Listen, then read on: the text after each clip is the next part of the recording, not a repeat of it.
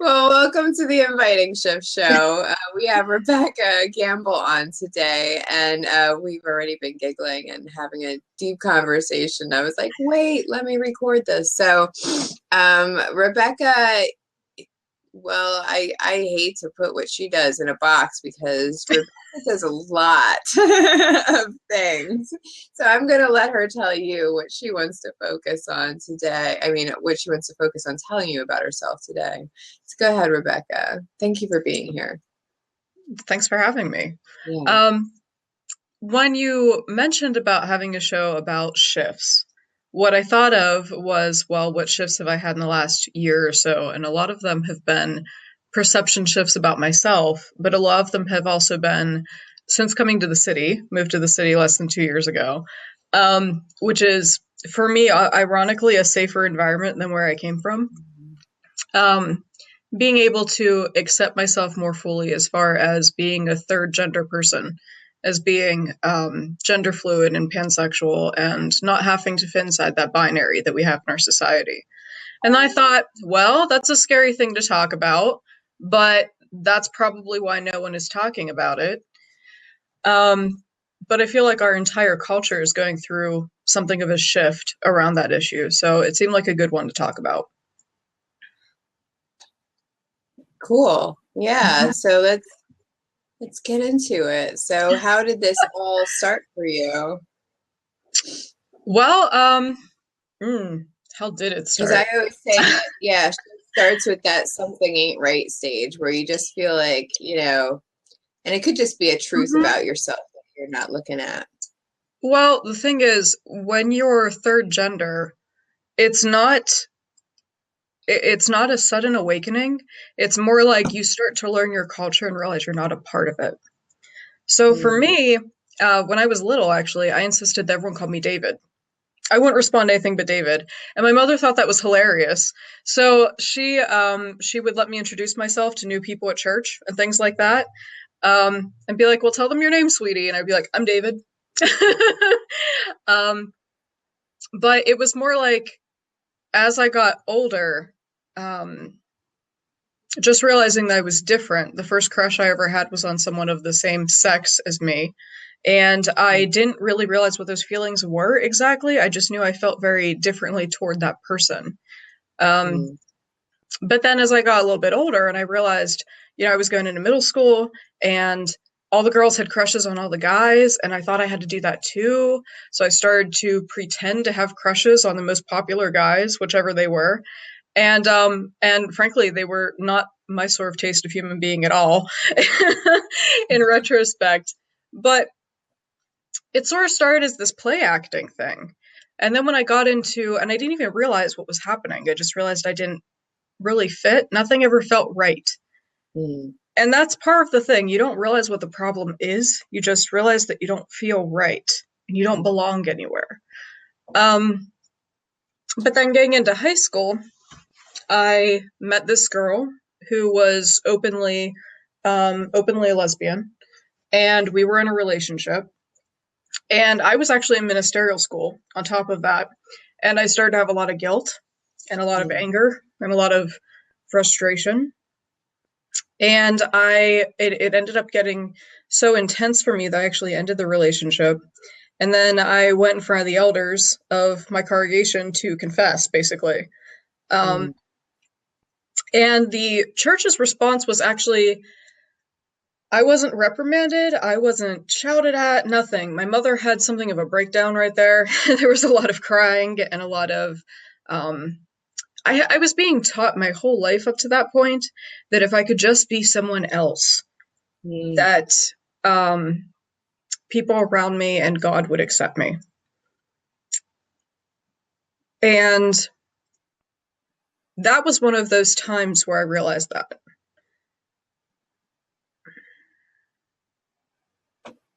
It's hard to explain. The elders went through the Bible and they prayed over me, and they read to me in First Corinthians where it talks about men who lie with men and alcoholics and all those other sins. And it says that is what some of you were. You've been washed clean in the blood of the Christ. And they equated being someone who has homosexual or bisexual or pansexual feelings to someone who is an alcoholic. Mhm. And if you just choose not to partake in your particular flavor of sin, you're okay. Um, and I went with that. And I haven't actually been in a relationship with another woman since. There were a few there before I went to the elders, but after that, it's been up until about 2 or 3 years ago, just not talking about it, not sharing it, being with other people who I was actually in a relationship with a extremely homophobic man, so for 5 years. So there was, and he knew, but there were a lot of very degrading comments just in common conversation that Mhm. continued to teach me that like you're different, you're not right, you're not okay. Um, and then I got married suddenly to an almost stranger. I needed to get health insurance in like less than 3 weeks to finish college. I had to move suddenly, and he was like, "Well, if we become domestic partners, you can go on my health insurance." And I had just met him; we weren't even dating. And then I was like, "Well, looking at the laws in our state, it's going to be easier to get married and get divorced than it is to be domestic partners and have it dissolved." And he went, "I'd marry you." And I was like, whoa, wait. um, but then when we decided, we thought we would be married until I finished school. Mhm. And then we found out that we liked each other. And then we found out that we lived together really well. And we were like, you know what? Let's actually try this. So Oh. it's been, right? That's crazy. It is. I had met him like 6 months before we got married. And we started hanging out. And yeah, I needed help and he offered. And we're getting close to the 2 year mark here. So yeah, but being married to a cis male and not feeling, not having sexual urges toward men for the most part brought up a whole new host of challenges. And Mhm. it brought up the constant realization that, um, how can I even explain it? Just not fitting anywhere, Mhm. nothing really being okay. My family is still somewhat in my life, and I would like to keep them there. So having to make the choice between do you have a romantic relationship that fits, or do you have your family? Mhm. Yeah, Yeah, that's tough. and I'm very lucky. My husband is very understanding, and he's also a belly dancer, so he's very comfortable with non-binary situations, Hmm. and it's been a very good thing overall. But we started talking about it, and I started realizing, I was 25 when we got married, and in 25 years, every time I would wash my hands, I would go to the bathroom, I would wash my hands, I would look up, see myself in the mirror, and I'd be like surprised every single time. Um, I had the experience relatively recently. We were going through some photos and with my mother, and we went through these pictures from when I was about 16 ish, 14, 16, and we had gone to Arizona, and there were pictures of the whole family together, and I was in these pictures. And I was looking at the pictures, I was like, who is this woman? I was like, who is she? Like, I don't remember her at all. Who is that? And she was like, Rebekah, that's you. But I'm looking at the pictures like, really? Really? I look like that? Just having moments like that where things just don't fit. Mhm. Um, and then in my state, for you to be accepted as a non binary person, you have to be on hormones and you have to have at least one surgery to have your breasts removed. Or you don't exist. Hmm. And for me, I had a lot of hormonal issues growing up. I had a lot of thyroid disease issues, and my blood work is opposite frequently. We'll have blood work done once, and then we'll have it done in a week, and it's completely opposite. And it's almost like there are two people there. Right, right. Yeah. So doing hormones doesn't really make sense because there are already problems there. Mhm. Um, but and it's very interesting. I have the you can't really tell because I'm kind of cut off here, but I have a very developed chest, but I also have like very wide shoulders, and then I get more narrow at the bottom. And I kind of already have that shape going for me. So if I wanted to take off that part of myself, um, that it might be more comfortable. But I feel that I believe in reincarnation, and I feel that I chose this form for a reason. So to change that doesn't really work for me. And I hear this a lot in my clinic. I get a lot of I call them third gender people. There's and just to be clear, there's a difference between sex and gender. A lot of people don't understand that. And sexuality. That's even a third topic. Um, Sex is the body you're born with, your equipment. Right. Mhm. Sexuality is how you get the urge to use the equipment. But Mhm. gender is really, it's a cultural construct. It's what we are Very. taught our Mhm. roles are in Mhm. society. And if you study other cultures, which is something I do a lot of because of my work, you see that the idea of gender is very different in different places. Um, Mhm. you also see cultures that have an accepted third gender and sometimes more. Um, so I get a lot of people who are third gender in my office who they feel like they don't exist. Mhm. You know, we don't have a word for people like that in English.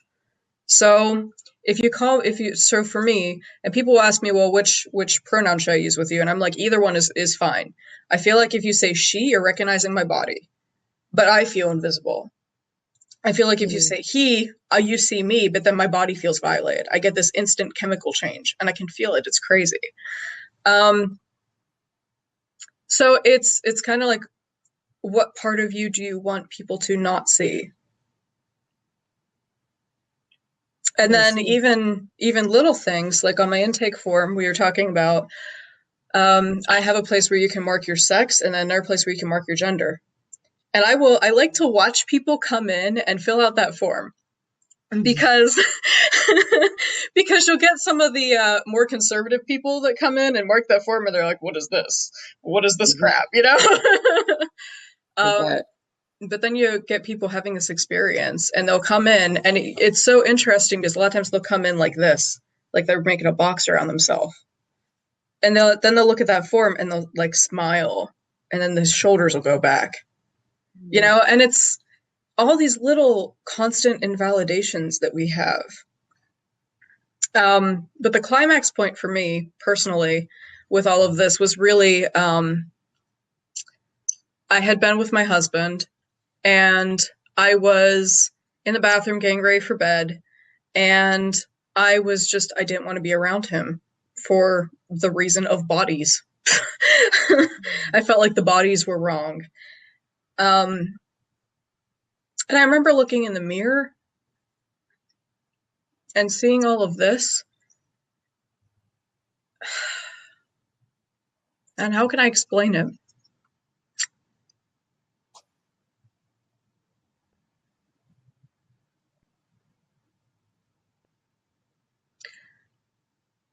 No amount of screaming at my reflection was going to change what I saw. Mhm.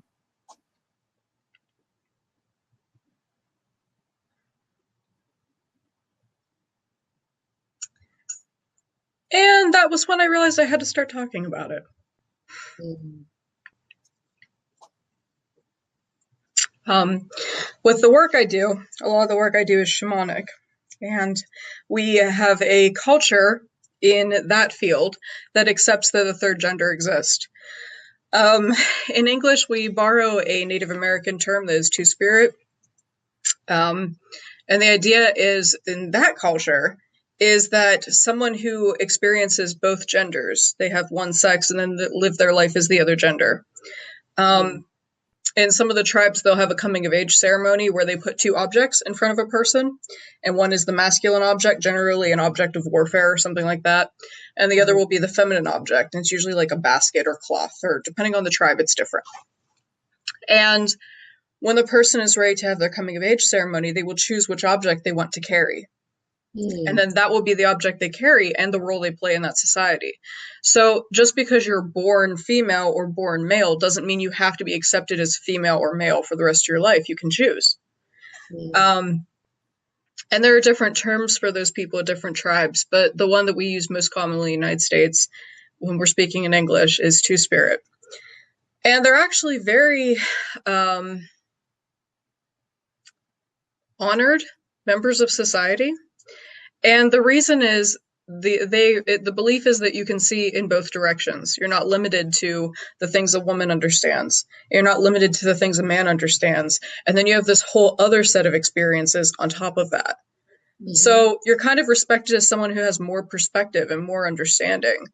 Um, they also frequently become medicine people because they are already standing in between. The idea is you're standing in between the physical world and the spiritual world, so you're kind of acting like a bridge. And the idea of these two spirit people is that they're also acting as a bridge between the genders. mhm, So that's been helpful to work with. I was working on my master's at the time, and I was able to take a couple classes in sexuality and spirituality, and actually in transgender experience and spirituality, um, and Native American cultures and things like that. And that was really helpful. But some of the things that I realized, especially talking to my husband so much, and I'm so lucky he is so cool with this stuff, because a lot of people aren't, you yeah, know. yeah, absolutely. Absolutely, especially if it's something that you discuss after marriage. But I guess your marriage was a little different too. It was meant to be Yeah, like one of those weird ones that was meant to be temporary, but is now yeah. last. And I mean, we had talked about it. He knew of everything because I felt that going into a marriage, he should know these things. So we had Sure. had those discussions. Mhm. Thank goodness. Mhm. um, but one of the lovely things with him is because although he identifies with the gender and sex he was born with, he lives a very non-binary life. So having these discussions with him really helped me understand that, everyone has both genders. We're all gender fluid. Um, Mhm. the question is, which one do you identify with more that day? Right, you can change. um, I mean, there's definitely days where my masculine energy is much higher than my feminine right. energy. I mean, there's many days, probably most days, where my husband's feminine energy is much higher than mine is. I'm a warrior at heart. I mean, I would have picked the staff or the arrow or whatever, Right, right. that's how I was raised. So I would have probably done that. Basket. And we actually he really does chill me out a lot because I have a tendency to be a little too directive. Yeah, But exactly. as Uh-huh. far as identifying, it's a little more than that. It's also how you see yourself. Yeah. Um, but he really helped me understand, because women have being in a woman's body, it doesn't matter what you are, people automatically see the woman, you know, Hmm.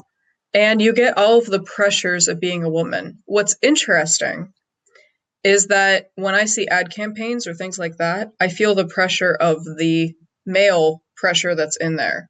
And we have a lot of pressure on men too. Hmm.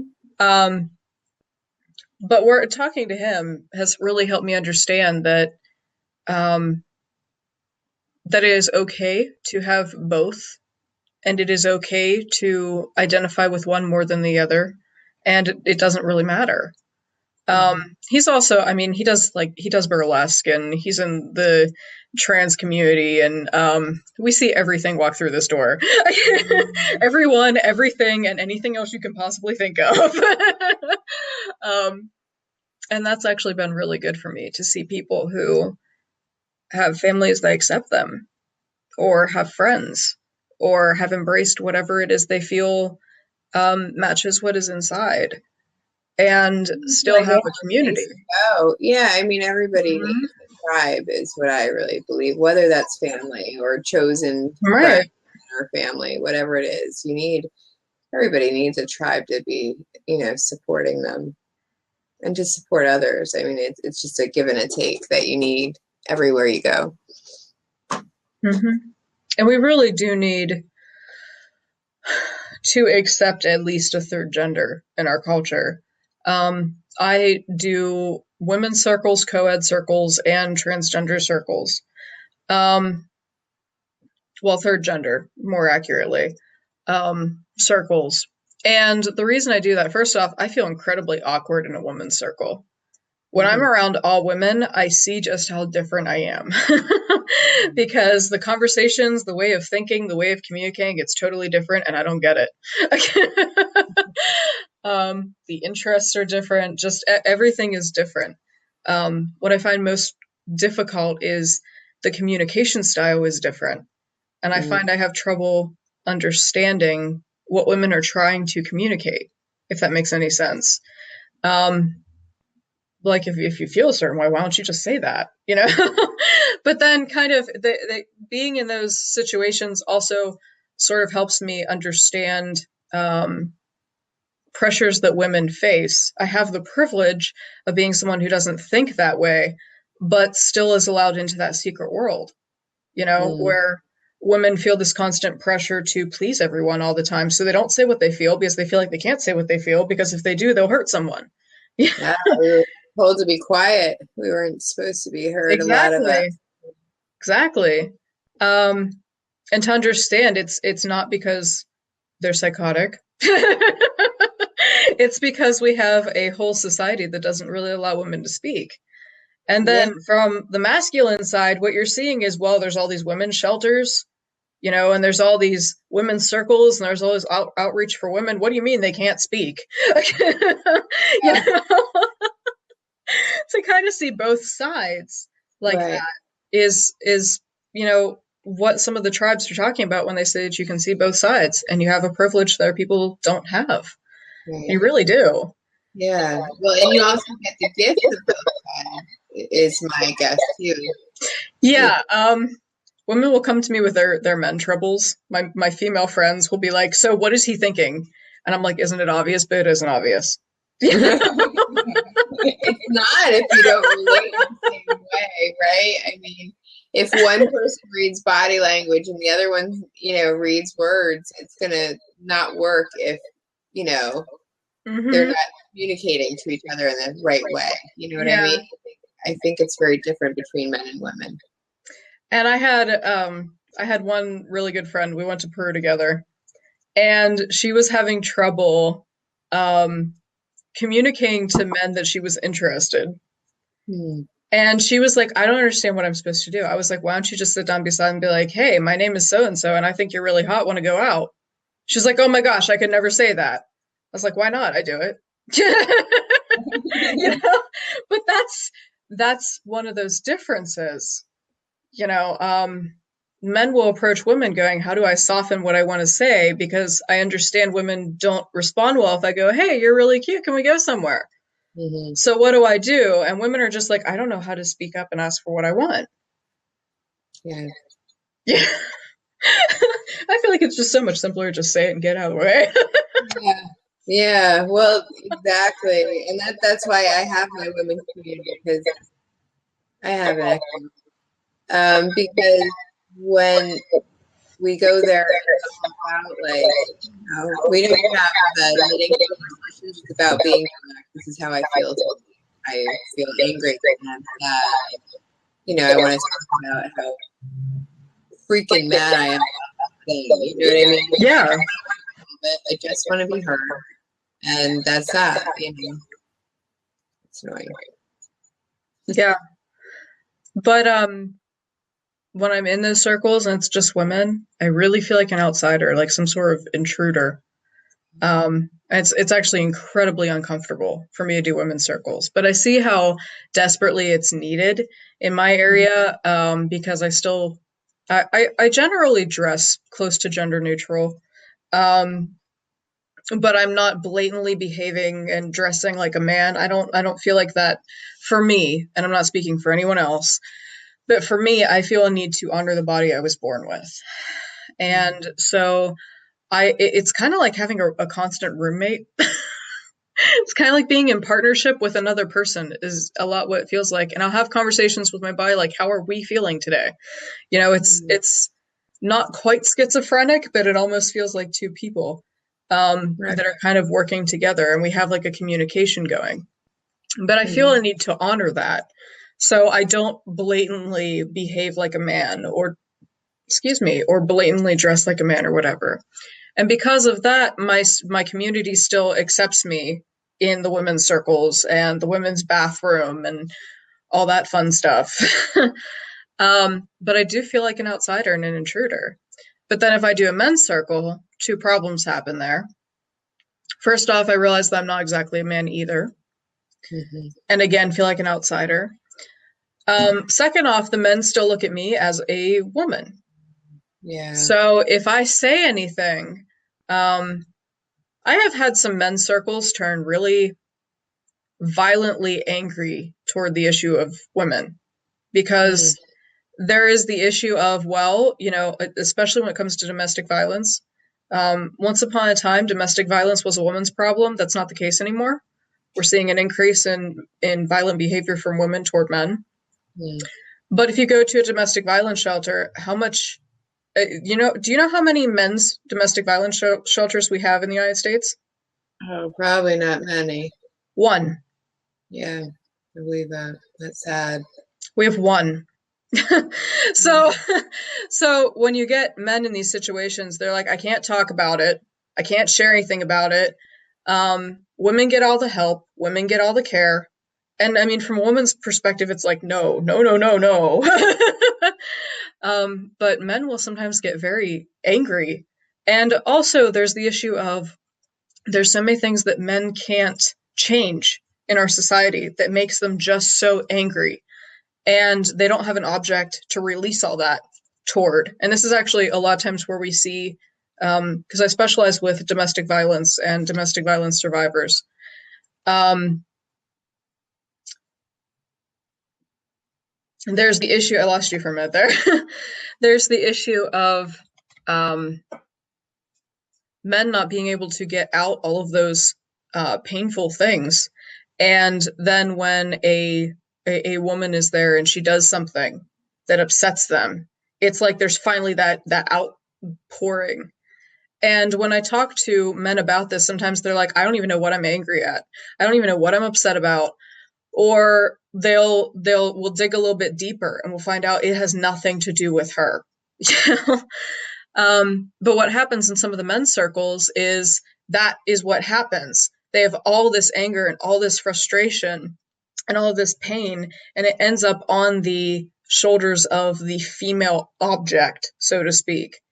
And because I'm a girl, I can't say anything in those situations. So that's the other problem that comes with men's circles. Um, the other reason we really need to start having third gender circles and events and things like that is we have experiences no one else understands.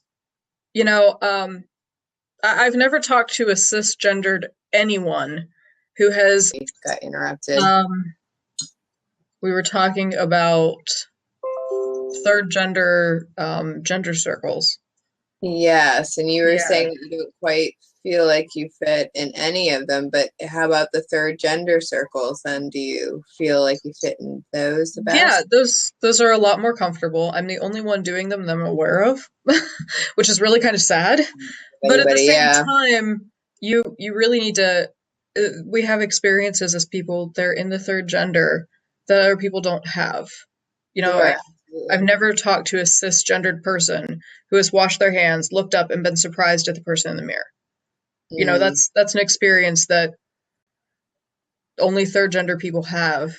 So to Mm. really modulate or facilitate a circle like that, you really have to be someone who is actually third gender, who really gets it.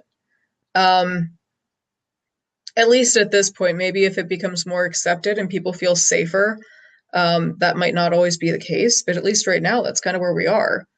And Yeah, so I that, wonder if it's not a safety issue, but also an issue of like they don't even know that it's okay or it's normal to have Hmm. like both the feminine and the masculine energy. And I think it's like you said, we're all fluid, and a lot of us have a lot more of one or the other. And that's still, I mean, that still doesn't mean that even you think your gender is related to it. You know, like I feel like Hmm. I'm a very masculine female. Like Right. I relate to my female body, and there's nothing like I don't feel like a man. I just feel like I have that man do energy, you know, like, and there's, you That know what I directive, mean? yeah. Yeah, the very, warrior, go fight, get out my way. Like, Well, what a lot of people don't understand too when it comes to energy is there are not just two genders when it comes to energy. There's the third neutral energy. Energy doesn't become gendered until it starts to manifest on the physical plane. So people who identify with the not physical aspects, or people who simply identify with that third, if you look at the catechus, you've got the staff and then you have the snakes that go on either side. That's symbolic of the spine and mm, the and Ida and Pingala, which crisscross over each other. It's energy flows. The two that crisscross are the genders. The central is neutral. mm. And I don't know if you saw the blog post I sent you, but it I did. talks, Yeah, yeah, it post. talks about some of the triplicities in the world and how you see this everywhere in nature.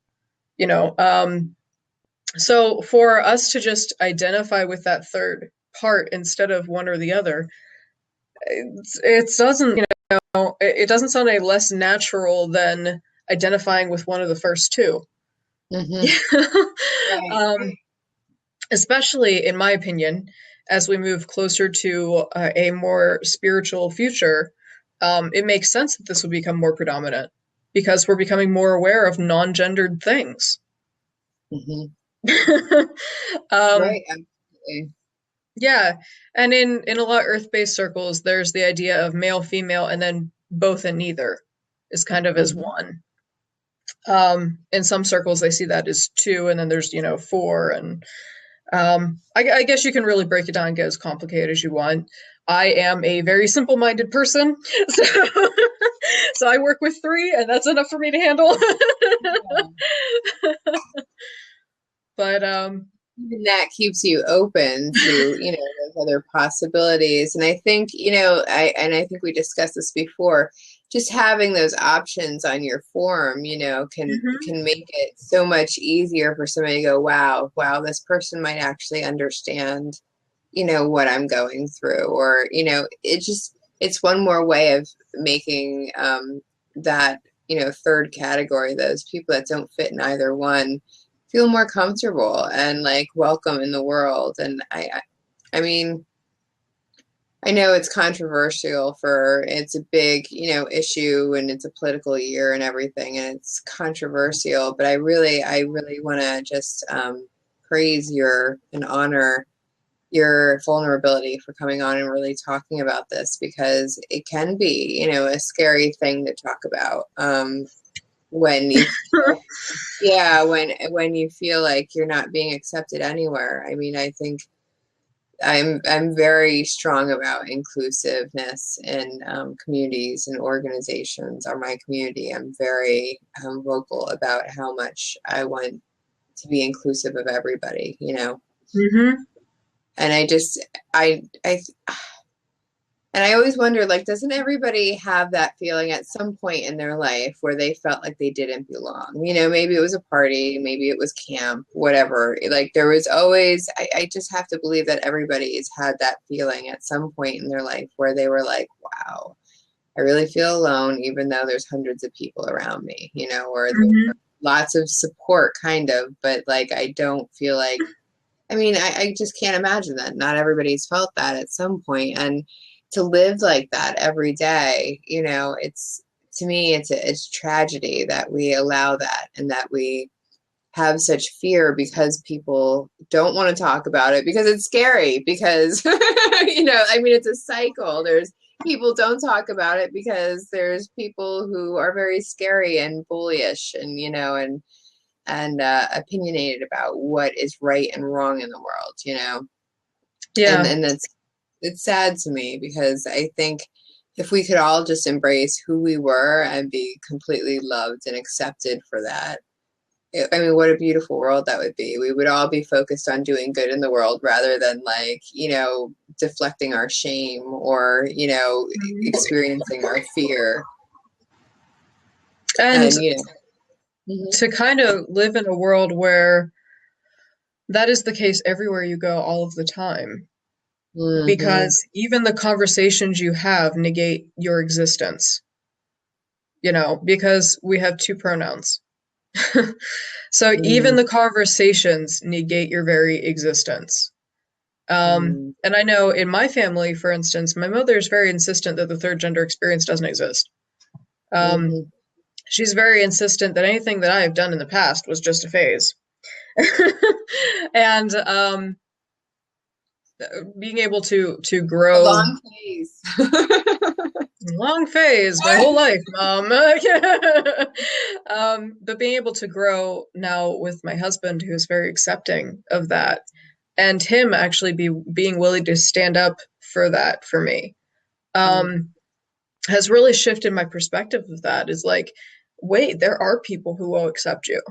Mhm, Um, there are people who will love you anyway. mhm. That was a really big thing for me. There are other people like you. That was a huge thing for me. Sure. Um, so just having those really basic things. Mhm, Um, yeah, and there's just and having all the controversy out there with does it exist, doesn't exist.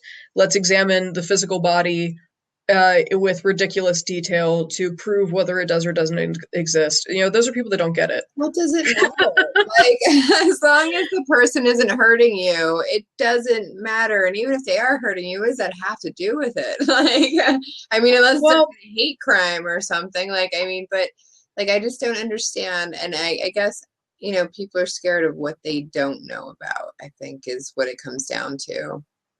Well, when you have a whole culture and in some cases your religion, your belief system is structured around male female and male female roles, anything that threatens that threatens your identity. It threatens your entire world.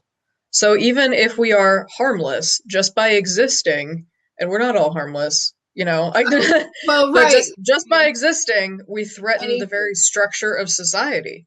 Hmm. Our existence is a threat to people who subscribe to the binary, who are comfortable there, who don't want things to change. That's a very good point. You're right, because then they have to question their own perspective and everything about it, right? I mean, Hmm. that's what I find with, so my mother has a hard time with perceptions and shifts because she's, here's the right and everything else is wrong. And Exactly. very Yeah. religious. So like when I understand that people live with rules like that to help create safety for themselves, but at the same time, it's not a true safety. It's it's just really, to me, it creates a closed-mindedness that, it can't be right. If I'm right, then that can't be right too, if it's different than me. And it's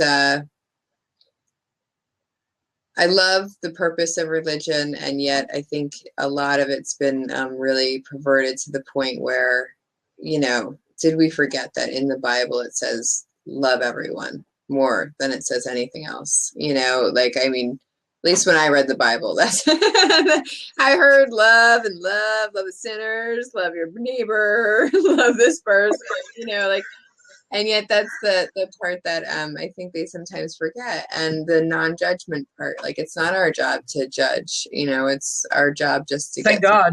and love each other. I mean, yeah, Thank God I have to make those decisions. yeah, exactly. Like, it's not our job to do that. So I mean, I get really angry about these things, but I I do think just, it's also easier.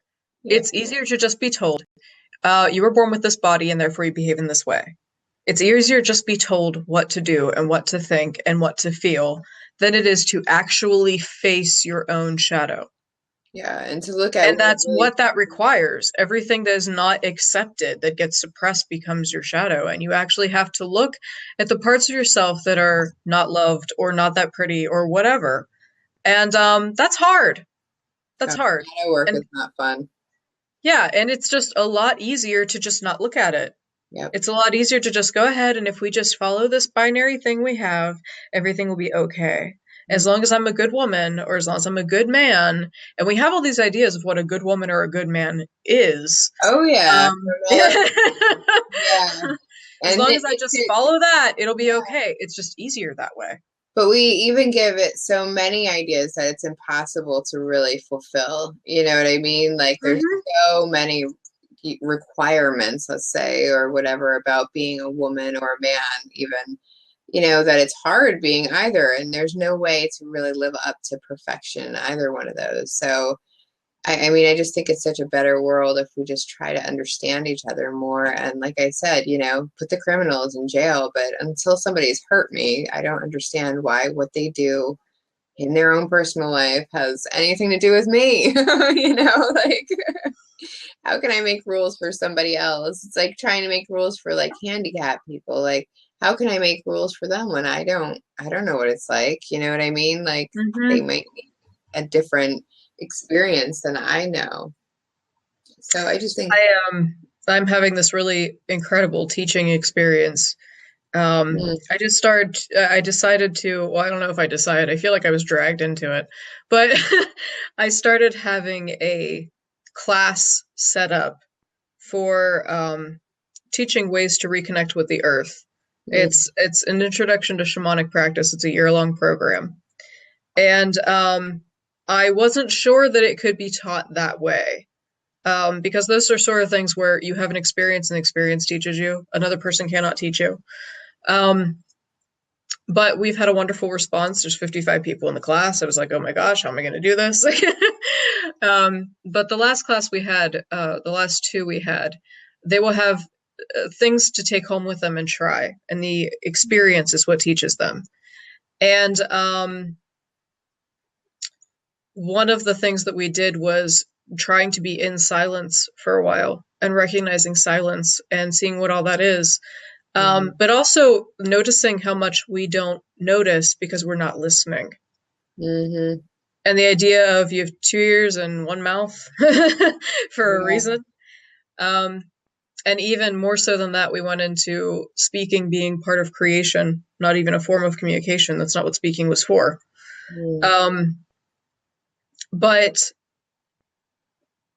some of the experiences that they've had since, just seeing how their assignment for the 1 month was to spend 10 minutes in silence during that month. And the whole point was for them to understand that silence doesn't exist. It can't for a human being. Humans require sound to exist.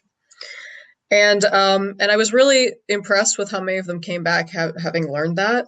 But some of the other mm. things that they said was the one girl noticed that she could hear someone peeling a banana downstairs. It's And I crazy. was right, and I was showing them, some of the things that people think are spiritual powers are really just noticing Yeah. and being aware Hmm. and actually listening. And some of the shifts that they've told me they've been having in their relationships because they're now actually listening to the other person rather than thinking ahead of what they're going to say or whatever the case is, just actually being quiet and listening. Hmm. Um, Present, yeah, because so often we're listening only to respond. we have a culture that talks too much. Hmm. I've We noticed do. that. There's noise on the radio and noise on the TV and noise in the streets and noise on the computer, and there are people who will have panic attacks if you shut the noise off because we don't know how to live without it. Oh, absolutely. In fact, on the women's weekend, the first weekend that we have for my women's community it brings you into the community, there's 24 hours of silence. And if you've ever seen 60 women together with not talking, it freaks some people out, let me tell It you. does. But But like it's we have 24 hours, and I mean the staff doesn't. When I go back in staff, obviously we have logistical things we need to talk about and whatnot, but the participants are in silence for 24 hours. And when that happened, I learned so much about myself. Now we didn't spend a whole lot of time outside and stuff. We did shadow work and stuff like that, but what I noticed is that I always, instead of taking care of myself or thinking about my own thoughts, I'll try to take care of somebody else. So the silence stopped me from going, "Are you okay? Is there anything I can do for you?" Mhm. And it also, I use my humor a lot to like break up tense situations. And so I realized that not being able to use my humor was like, wow, that was, to deflect everything was really, I had to actually take things in. And so, I mean, I think silence is such an awesome teacher. Well, it's also a requirement. It's good for your brain. All this noise is not good for us. It's really not. Humans can't exist in pure silence.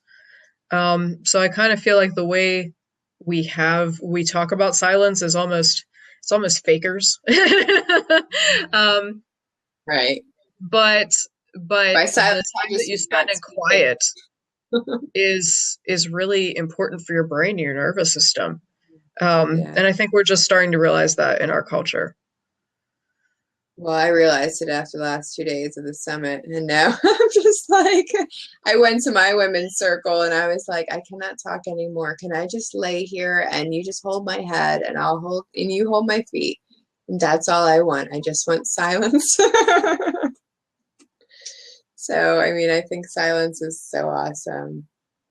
And we're at an hour, so I wanted to kind of wrap up. So, your whole shift, you would consider yourself still shifting though, right? Still really embracing a lot of it. I think I've come to a stable place. I'm probably where I'm going to be for a while. Cool. Um, so a lot of that has been, I have a medicine name that I up to now have not used outside of when I was acting as a medicine person. Yeah. Um, and using that more. Um, and allowing people to starting to accept that some people, especially people closer to me, will have a tendency to use the male pronoun rather than the female pronoun. My life is kind of 50-50, Mm. which is really interesting. Some people use the feminine stuff and some people use the masculine stuff, and that seems to work for me. It's interesting because neither of them are without the sense of invalidation or the sense of invisibility, Yeah. but by having that 50-50, it's like I'm not totally rejected all of the time. It's not like I'm totally covered all of the time. And that seems to be working for me. Um, and some days to just do whatever it is I need to do.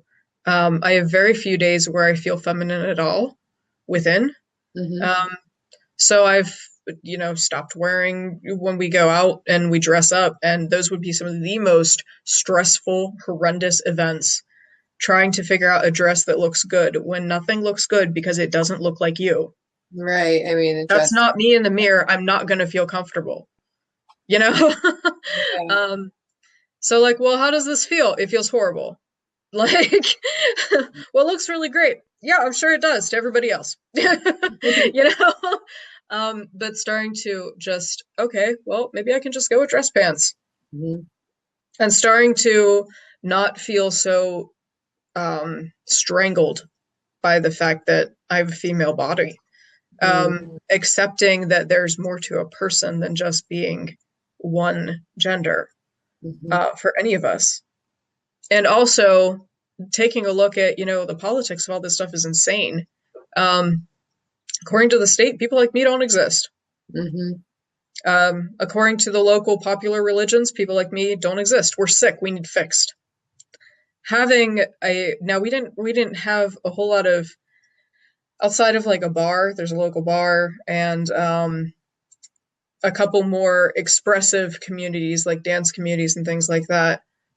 We didn't really have a space for us very conservative and still third gender people. I'm a Mhm. very traditional person. I don't go to bars. I don't go to strip clubs. I don't go to burlesque shows unless my husband's performing and then I suck it up. Um, Right. Right. But not not on a, you're not just like, but oh, you know what? Let's go to the burlesque club real quick. right. But other than that, people like me don't exist. Actually, having my office is a very conservative, traditional place. Funny enough, because my experience is definitely not conservative or traditional in any respect. Um, but having a space where people can talk and just be and just exist. And it doesn't have to be us showing our bodies off and how weird we can get or how different we can get or how, look at me we can get. Like we can just be us and there's no pressure. We didn't have that until my office opened. Um, and it's really tough because I'm extremely introverted. It's really tough to be the person to open that space. But Mm-hmm. what I have found is if you just create the space, and there's a whole branch of the medicine teachings that I work with. There's a whole branch that is just about making the space, opening the availability, and allowing the person to do the work themselves. Mm-hmm. Um, but making that space available, and then I can duck behind the counter and pretty much disappear if there are enough people there, and it's okay.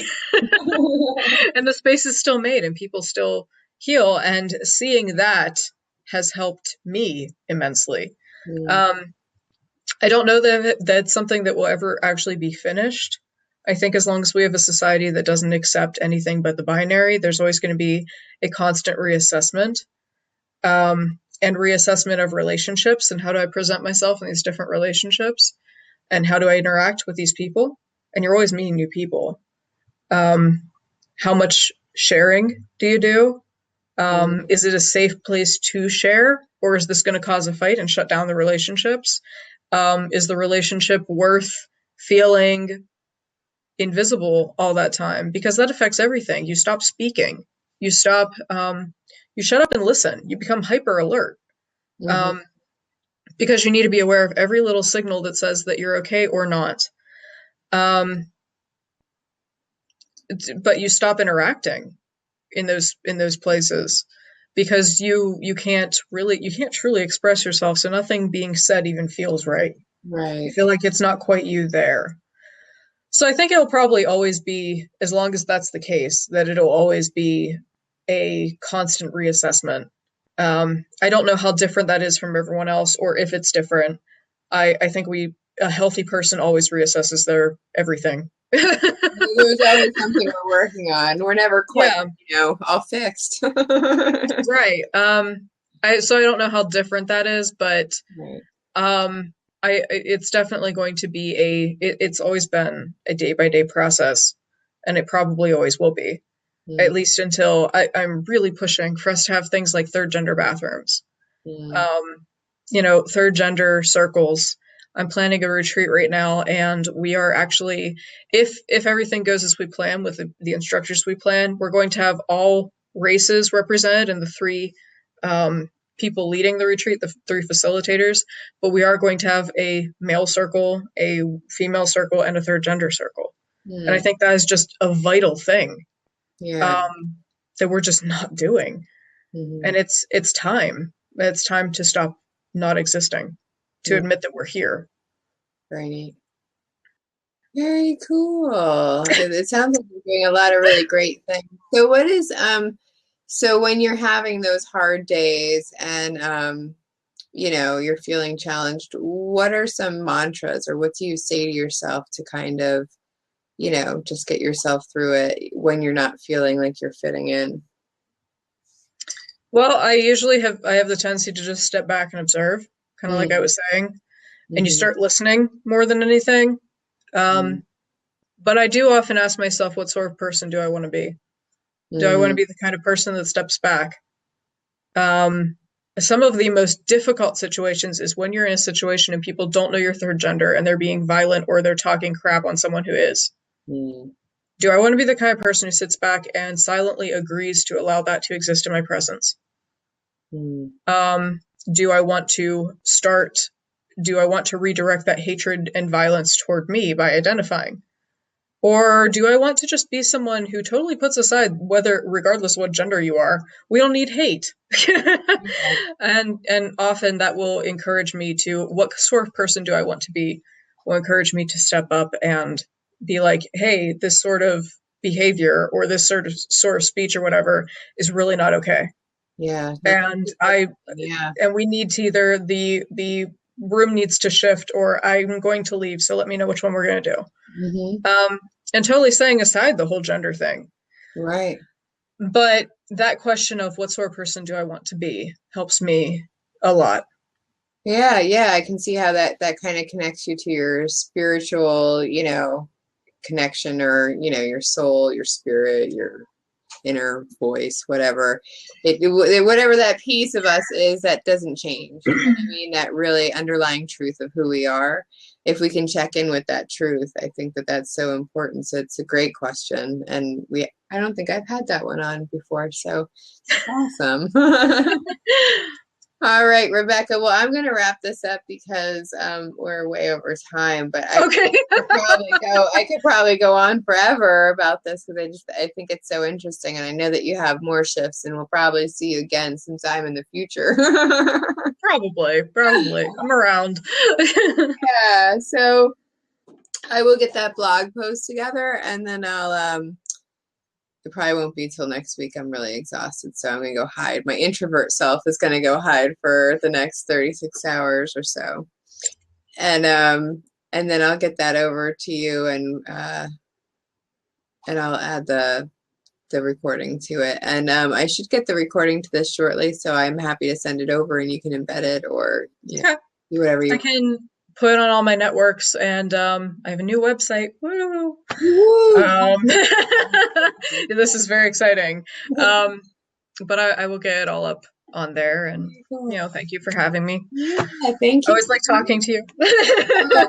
I mean, and I appreciate you being so vulnerable because I mean, this can be a little scary. There are people who get hurt over stuff like this, and it's sad, and send blessings to all of them.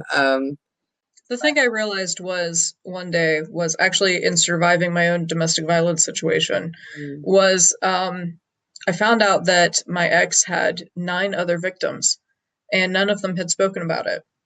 And when I was like, well, why? I hunted these people down. I was very emotional and I hunted these people down. I was like, I want to know why you never spoke about this because he continues to pick more people. How is this okay?